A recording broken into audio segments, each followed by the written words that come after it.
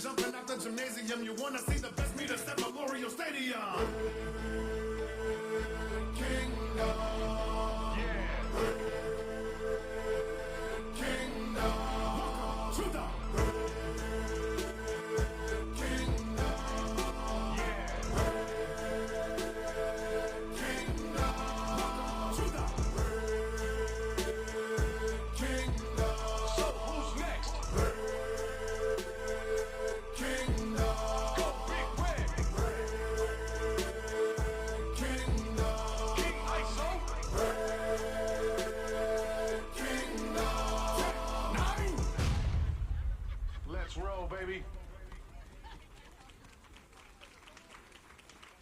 I want to welcome everyone to coming today as we pay honor to the greatest volleyball coach in American history, John Cook, by formally naming the arena inside the Bob Devaney Center as John Cook Arena and unveiling this bronze of Coach Cook. In a very predictable way, it's rained all day, and the guy that designed an outdoor volleyball game made it stop a half an hour before we honored him. I want to thank John's family, Wendy in particular, for allowing John to give to us and to the sport of volleyball what you allowed. I mean, none of this happens unless you let it happen. So really, thank you very much. George, where did George go? George Lundeen is around here somewhere. There he is. I want to thank George. He is a sculptor, and he's renowned nationally, probably internationally, George. Really appreciate you, internationally, worldwide, intergalactically, every place. But I'm sure after we unveil this tonight, this will be considered your greatest work. So thank you, George. I must pay special thanks to Coach Danny and for the team for being here. They just got done with practice, but you know what you mean to John, and I know it means a lot to him for having you all here. And a lot of John's players, I think 30 or 40 former players were set to come tonight. So thank you very much for being Huskers, and thanks for coming to support Coach. Nebraska, the university, is very unique in that we name a lot of our facilities not for donors as much as we do for those who've impacted the sustained success we've had. We've got Barb Hibner, Francis Allen, Bob Devaney, Tom Osborne, and Coach, it's very appropriate tonight that your name joined those names as former coaches and administrators here who have been so honored with their name going on one of our facilities. But there is an even greater honor, level of recognition here at Nebraska, one that only two coaches, Coach Devaney and Coach Osborne, have, and that is having a bronze cast in your honor, so in perpetuity people would understand what you accomplished and what you did when you're here.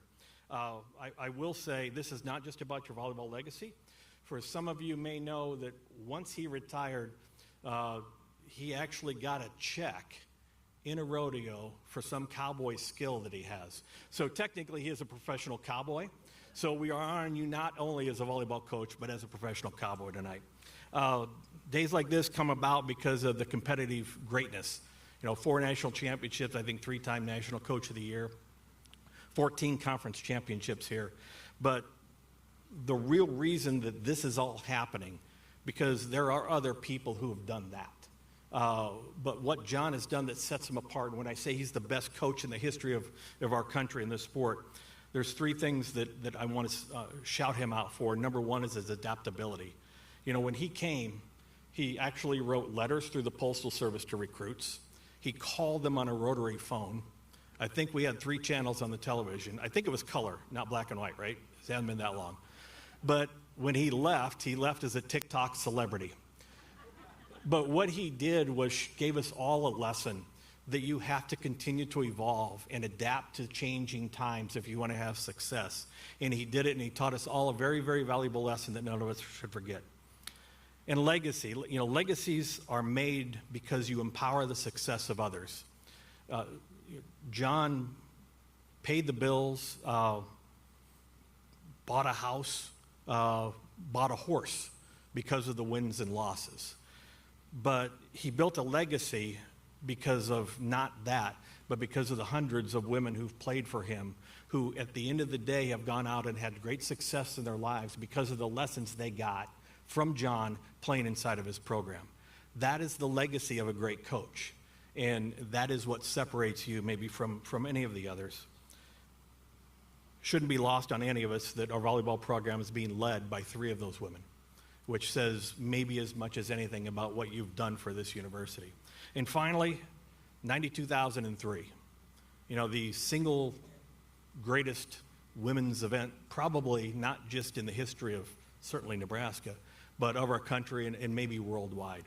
Your role as a promoter and a marketer of the sport, which is bigger than that. It's a promoter and marketer of women's athletics. Women's athletics in this country is different today than it was when you started because of the legacy you leave behind in all of those ways above and beyond the wins. So, John, on behalf of everybody in the athletic department and certainly everybody here, I just want to say thank you.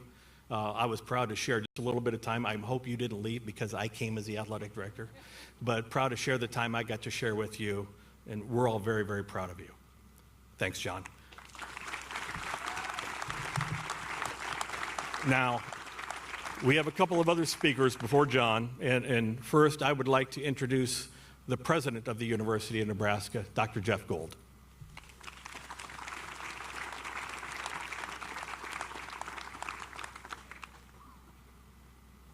Well, thanks, Troy, and thank all of you for being here. You know, it's a tough thing when I have to follow Troy because he says it all and says it so well that there's probably very little that I could add.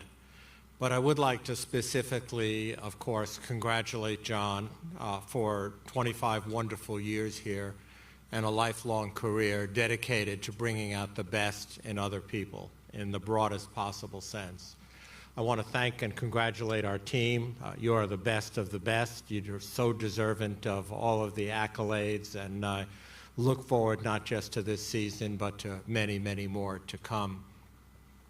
I also want to thank the fans that have made this possible. You know, it takes a village in many different ways, and all of us who are lived in Nebraska, and I'm now in my 12th year as a proud Nebraskan by choice, I know that the hardest ticket to get anywhere in this 100-mile region or more is to see our team play. And whether it's in CHI Arena, whether it's in PBA, whether it's in here, or whether it's in Memorial Stadium, it's truly remarkable. You know, when I was asked by Troy if I'd say a few words this afternoon, it didn't take me but a heartbeat to, of course, answer yes. And that is because this is a very, very special event for our community, for the university, for Husker athletics, for women's sports. But I think it sends a broader message than that, because when the wrap comes off that statue and young women for decades and decades will walk across this plaza to their seat in the arena, they're going to ask, who is this guy, John Cook? And they're going to look at the numbers, and they're going to look at the dates, and not all of them are going to understand what that means. But I will tell you that their grandparents and their parents will tell them that John Cook is an amazing human being who spent a quarter of a century here bringing out the best in other people, taking individuals, young women from across the country and around the world with all different skills and talents, and bringing them together and to build incredible teams, championship teams, but also to build future leaders for our community at a time that they're desperately needed. And I will tell you that with all of the stress and turmoil that's going on across higher education in our country, not just recently, but has been going on for a long time, for all of the back and forth about NIL and revenue sharing and all the other things that fill the headlines of our newspapers and evening news, it is really the core values of Husker athletics and the values that John brings to the table and has brought for a quarter century here that really makes a difference. Character matters. Culture matters. And he epitomizes that as well as anybody that I have ever known in my career. And let me tell you, while you may have started in color TV, I started when the dinosaurs roamed the earth, so it was a lot longer than that. So again, on behalf of the entire university, on behalf of the University of Nebraska Board of Regents, on behalf of our governor, on behalf of the day that you and I spent in front of the legislature, if you may remember, to celebrate you, I congratulate you on a well-deserved honor, and I look forward to telling the story as I walk across this plaza with guests and friends and family members about the great John Cook.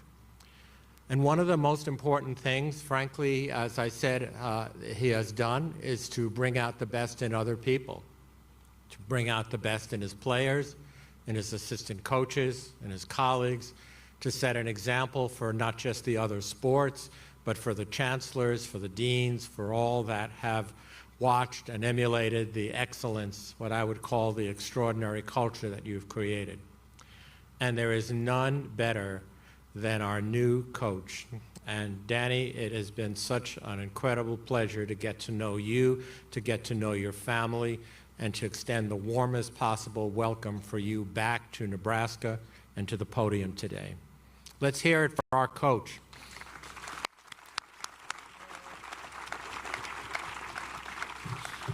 All right, well, I'm very honored to be here speaking about, my mentor, my friend, and when the conversation started about me becoming the next coach here, John said, I think they're gonna put a statue, I don't know, but I'm not gonna coach if there's a statue out front of the gym. So thank you, Troy, for making this happen, to really push along the process, so I could be standing up here. But I do think everybody sitting here knows what John's done as far as wins, losses in the community for the university, but it's really amazing what he's done for our sport. And another story I remember, when I was an assistant coach, we were having a team meeting, probably discussing a few things, and it was when Lauren was playing. And she told the team, you guys have no idea how much my dad loves you and how much time he spends here. And I will never forget that as an assistant at the time and now a head coach, because to be a great coach, to give to our sport, you have to be incredibly selfless. And again, this wouldn't be here without the amazing quality of selflessness that John has. There's a few things that he's done for our sport that maybe some of you don't know. Number one, incredible that any coach around the country, maybe there's a few head coaches he wouldn't let in our gym, but if somebody called from another school, hey, can I spend a week in the gym? He would welcome them. And then not only would he let them interact with the assistants, talk with the team, he would grill them and make them better. At our team camps, he was always huge on coaches' roundtables. And we have to spend extra time with these high school coaches. It's really important to me to make and teach these high school coaches around the state and around, the local states. So it's no surprise that high school volleyball is amazing here in the state of Nebraska. It's no secret that John is a great speaker and doesn't turn down too many speaking engagements. And I've had friends from all different professions, realtors, business leaders, other coaches that have always said, man, have you heard John's speech? I was like, yeah, a few times, but they always loved it and said it was amazing. John was never shy to be on an AVCA committee. That's our Coaches Association. And even the rules committee most recently, which she might have complained to me, on the phone a few times, this is a dumb committee, but always was willing to give his time. He was a great bridge between the men's and women's games, not only hiring coaches from men's teams, but challenging himself to bring new techniques and just new philosophies from the men's game into the women's game. He was a huge advocate for beach. We still benefit from having beach volleyball today. He was one of the first coaches to push for TV coverage. And when I was at Louisville, I think 4 years ago, There's like 300,000 people watched the first regular season game, and it was a huge deal. It's like the most ever have watched a regular season volleyball game. And I think last week or a couple weeks ago, we had 1.3 million people watching our match.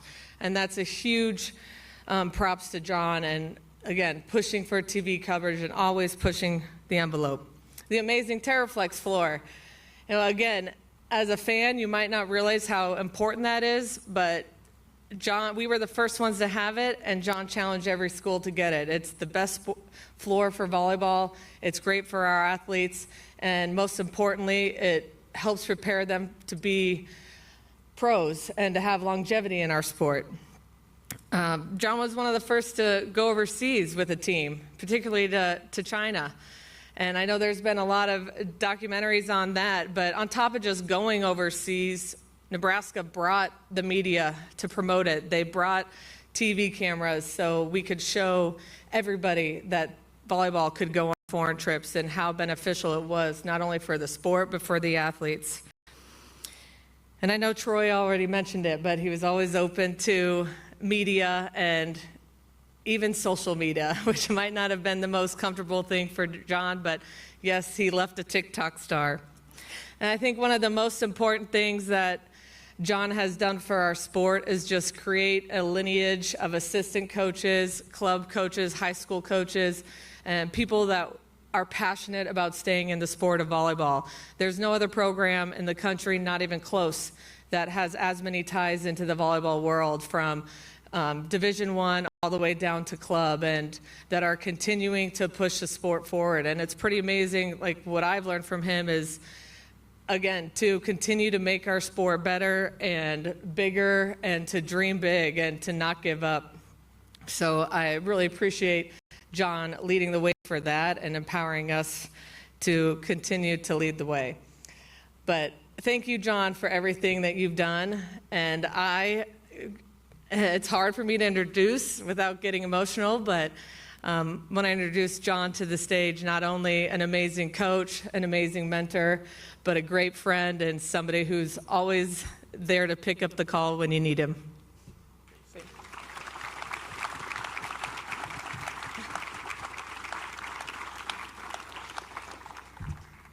Well, thank you. This is pretty overwhelming to have a statue up here. But I'm looking around the crowd, and I see pretty much everybody here had something to do with this, whether you were part of Nebraska Volleyball supporting us. And like Troy said, it's a team effort. And so you guys should all feel proud of this and what this really stands for and means, because it's pretty significant.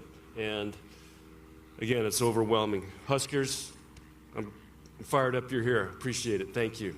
We can do a TikTok after this if you guys want. Team TikTok, what do you think? So, love watching you guys play. And Danny, like you said, Penn State finally got a Terraflex. So the Huskers won't be able to wear the leggings now on the wood floor.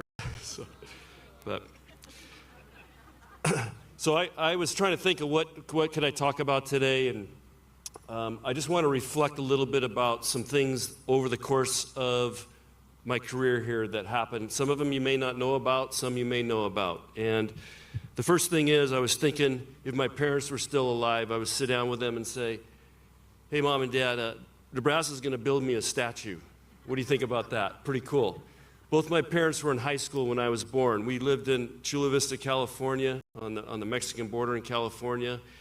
Volleyball was never a thing for us, didn't know anything about it, but I wanted to be a football coach, and I started off coaching football. And as this all was happening, I met Wendy, who actually was playing volleyball at San Diego State. Title IX, it was just first getting going. So I kind of got introduced to volleyball there. And then my first full-time teaching job, they said, you're going to coach girls volleyball and girls basketball. I said, great, I don't know the rules. They said, well, get a book and figure it out. So that's kind of how I got into volleyball. So this wasn't like I grew up wanting to be a volleyball coach. And then the next thing that happened, I met Coach Pettit out in San Diego. He was playing golf. I picked his brain. I asked him a million questions because I was a young coach trying to learn. And next thing I know, a couple months later, he calls me up and says, hey, you want to be assistant coach here? This is 1988. I talked to Wendy, and we said, sure, let's go. And we drove out on August 5th, 1988, in a pickup truck and a U-Haul trailer, pulled into Ogallala. It was 105 degrees, a south wind was blowing. If you haven't been to Ogallala with a south wind, you need to try it sometime. There's a feedlot there, and there's smell. And anyway, we were starting to question a little bit about where the heck are we going. And then in 1998, we had one of the greatest matches I've ever coached in. I was coaching at Wisconsin. We're playing Nebraska, regional final. If we win, we get to go play the Final Four in Wisconsin. It was in Madison. And we lose a heartbreaker to Nebraska here, 15-12. I think I lost part of my hearing in that match. It was in the Coliseum. And afterward, Pettit and I and Wendy and his wife Ann go out to just hang out at the Cornhusker. And he says, hey, I'm going to retire. I want you to come back. I go, oh, yeah, right. I've heard you say that forever. And Ann turns to me and says, no, this is for real. So then I got a chance to meet Bill Byrne. And I've gone through a lot of ADs here. And I'll never forget this. Bill Byrne, this is how long our interview lasted. I sat down. He said, John, we want you to be the coach here to take over for Pettit. And he says, here's how I work. You can ask me anything, and I'll never say no. Now, we may not be able to do it, but I'm never going to say no. And that sounded really refreshing because at that time, we were fighting for everything in women's sports. And this is something our players over here, they think it's always been like this.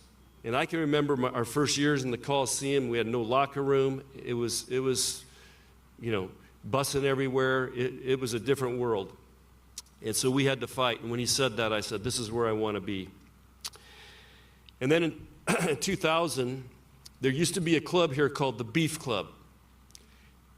Huskers, remember, I was a history teacher, so we're doing a little history today. And I went to there and spoke, and this guy says, and we're getting ready to take the team to China. And this guy raises his hand. He says, who's paying for that trip? And I said, well, I'm not sure. I think, athletic department, whatever. He goes, we're paying for it. I walked out. I said to myself, we're going to start a sellout streak, and we're someday going to be a revenue-producing sport. Because I didn't want to ever have to hear that again, that we have to rely on the football beef club to do anything like that.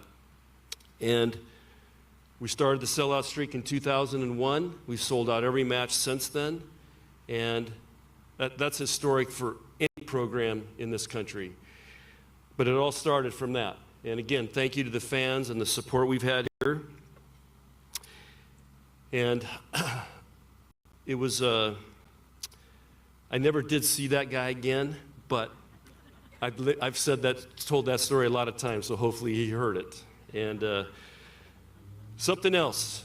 In 2005, my daughter was playing for Pius High School.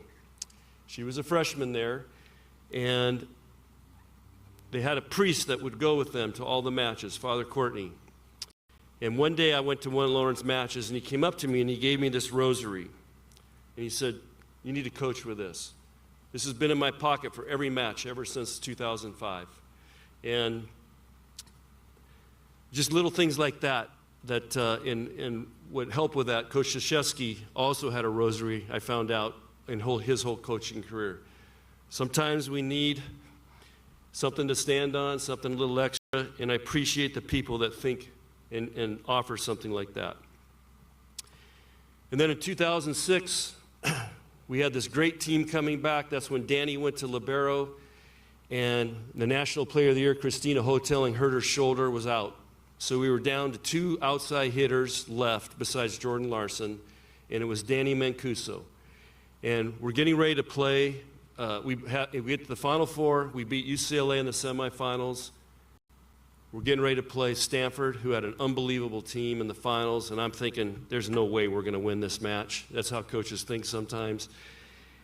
And at 2:11 in the morning, Danny texts me and says, Coach, dream big, dream like a champion tonight.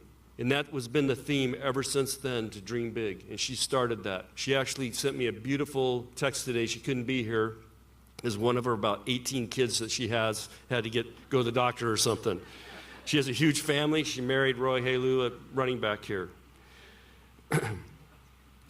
And then in 2012, it's announced that the Pinnacle Bank Arena is going to be built.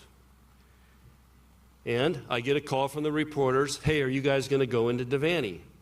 And my comment was, if it's not, why would we go to Devaney if it's not good enough for basketball? Why is it good enough for volleyball?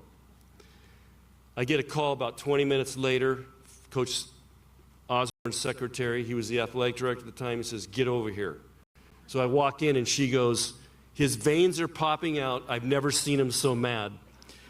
And he had been working with the regents to get Devaney ready for us to move. And again, this is a true story. And I said, Coach, sorry. He goes, you're going to blow you just blew the whole thing. I mean, he was really mad. And he said, well, what do we have to do to get you to move in there? I said, Coach, there's 7 things. We sat down on a piece of paper on his desk and wrote down the 7 things. Number 1 was women's bathrooms. You're welcome. Because in the Coliseum, there was 1 women's bathroom. And I remember seeing the lines in between games 2 and 3 all the time. And that was number 1 on the list, more women's bathrooms. So moving to Devaney was epic.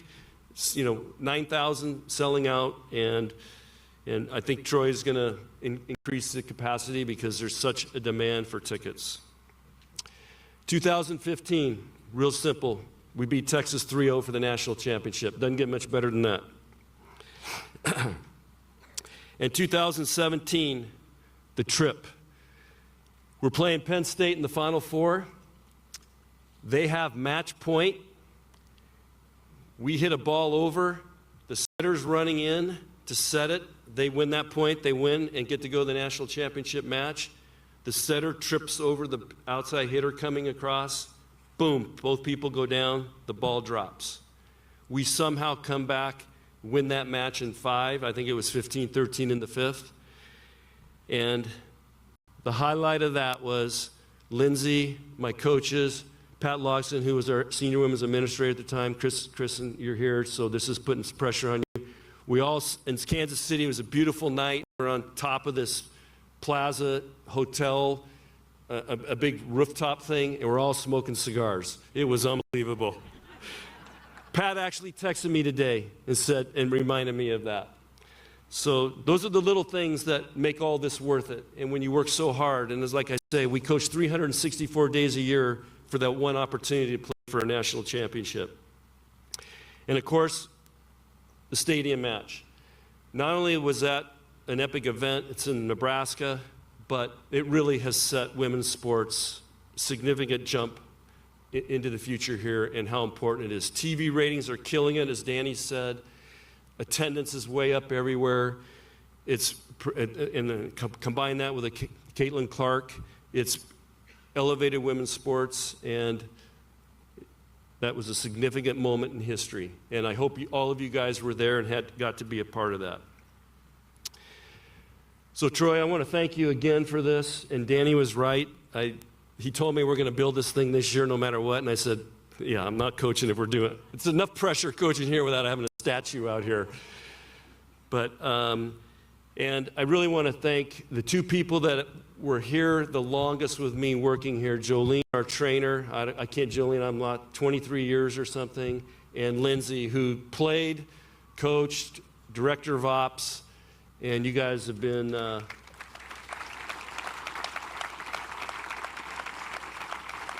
big part of that journey. So they deserve a lot of credit. And then none of this happens without my wife, Wendy. None of it. She raised our kids. She put up with my crap all the time. She had to go through the highs and lows of coaching. And anyway, Wendy, thank you for your support. And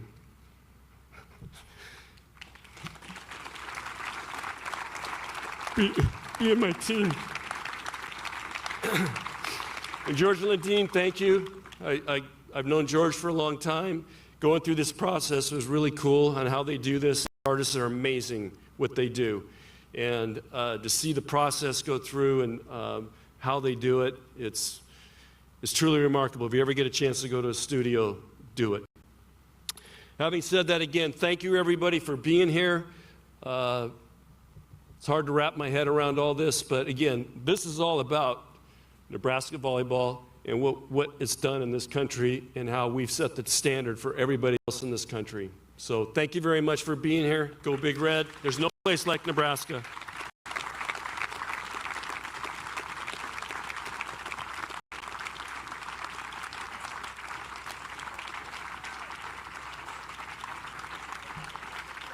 Well, Wendy, if you would come up alongside John, I think it's time to see what this statue looks like. Yeah, we'll just kind of flank it. You tell me when you're about ready and we'll have a countdown. They're yours. They're your lead ropes. All those are lead ropes. You never have enough lead ropes, you know. Well, I think on the count of three, we're ready to lift this up. So if everybody will do the count for us. 1, 2, 3.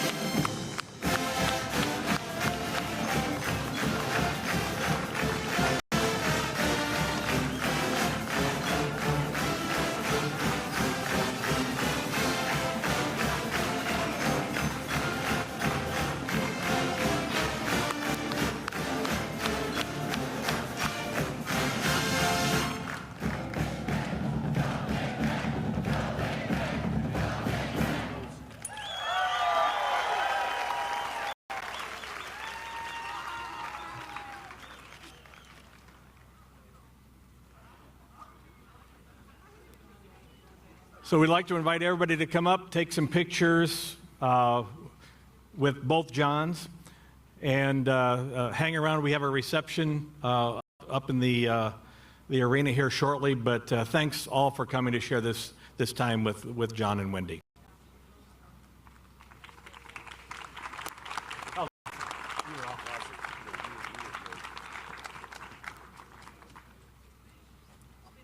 Yeah.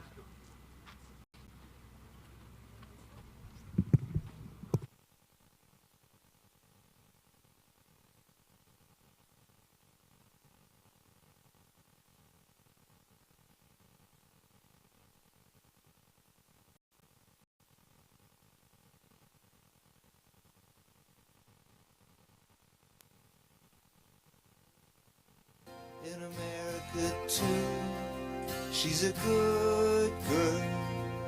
She's crazy about Elvis, loves horses, and her boyfriend too.